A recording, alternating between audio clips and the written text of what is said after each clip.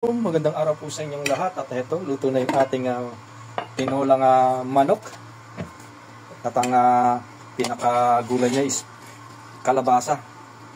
Ginisa ko yan guys, yung ano ba yung lemongrass o yung tanglad. Kumakain din ba kayo ng ganito guys, yung kalabasa? Ang sarap oh. Imbes na papaya, kalabasa. Wala kasi akong mabili na papaya. Ang mahal kasi ng papaya guys. Kaya yan na lang ang inangsawag ko, yung kalabasa. Napakatamis ng sabaw niyan guys. Natalagyan natin ng sabaw. Diba? At meron pa akong pang hapunan na tayo na pananghalian ko ngayon.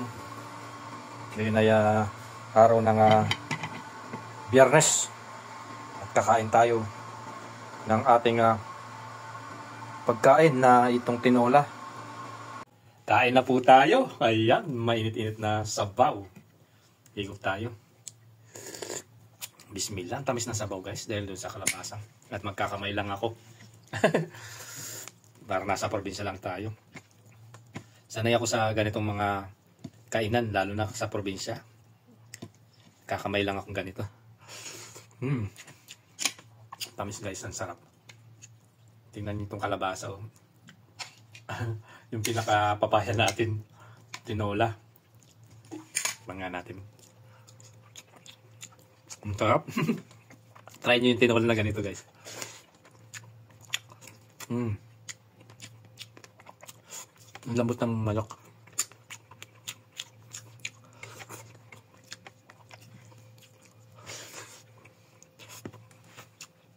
Bismillah. Salamat ala sa biyanang pinagkaloob mo. Ang pagkain ko, ang pananghalian.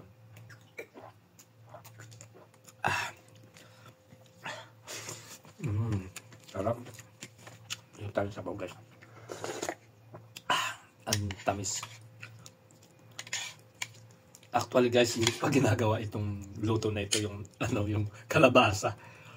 Sabi ko, bakit hindi ko i-try yung kalabasa sa tinola? Gusto na papaya, kalabasa. Ay, ang sarap.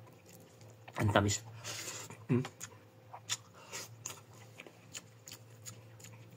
Ang lambot ang manok kasi nga, ano to, nung 45 days, mga batang manok.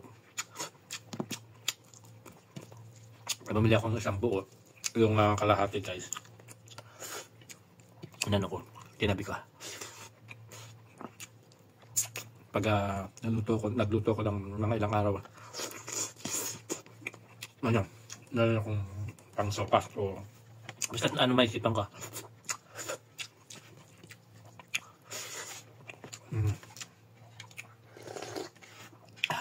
Try nyo guys. Itong luto ko na ito, itong tinola na may kalabasa. Wala kayong papaya, kalabasa pala, pwede. Yan isang tawag na malunggay. Yung nakuha ko na nahorbat ko naman dun sa daan. Ano ba yung horbat guys? Horbat na ako ng horbat ka. Yung nang panguha ba yun?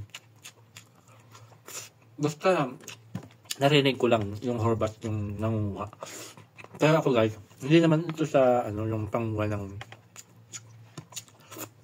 masama. Kasi ito sa dinadaanan ko, so bako daan yung may mga tanim doon sa side. Parang na lang yung pampubliko na halaman ba. Pwedeng kumuha kahit sino. Kahit walang paalam. Kasi ang pinakabawal dito sa Saudi yung mangunguha ka dun sa loob ng bahay, di ba? Nakabakod yun, tapos papasok ka, yun ang masama. Pero itong kinukuha ko guys, bakod, bahay, kumbaga, nandyan siya, bakod na siya, tapos nandito siya, tapos road siya. Mula, ang publiko naman yun. Yung may-ari, open naman na pwedeng kumuha doon.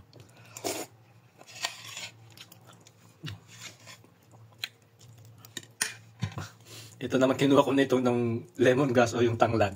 tanim namin doon sa kumpanya yan, guys. Kasi doon sa lugar namin doon sa planta, may mga tanim na ornamental doon. Ang pinaka tanim nila is ganito, yung tanglad nga. So, open din kumuha doon. Actually, kaibigan ko yung may-ari. Nagtanim itong tanglad, guys. Gamot niya kasi yan.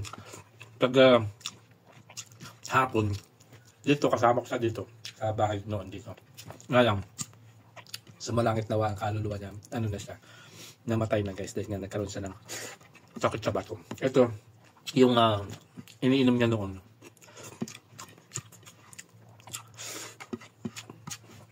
Kaya, tinalim niya.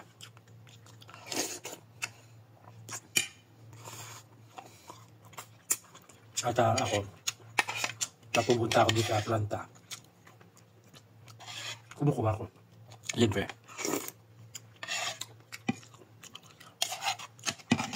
Sarap, guys, naubos ko na yung pagkain ko. Ang tamis ng sabaw. Tsaka itong kalabasa. Ang sarap. Masarap pa sa papaya.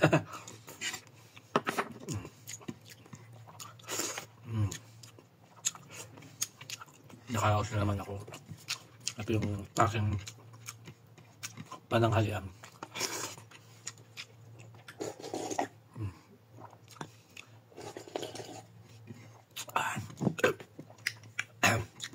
Alhamdulillah. Salamat talaga sa biyaya at nabusog po ako sa aking pagkain pananghalian. Tapos na ako, guys. Isipin ko naman ito yung hapunan ko at nakaraos na naman ako. Ayan ang aking pananghalian. Ngayon, ang tinola, may kalabasa. Dagating po. God bless. Okay, kapampahan.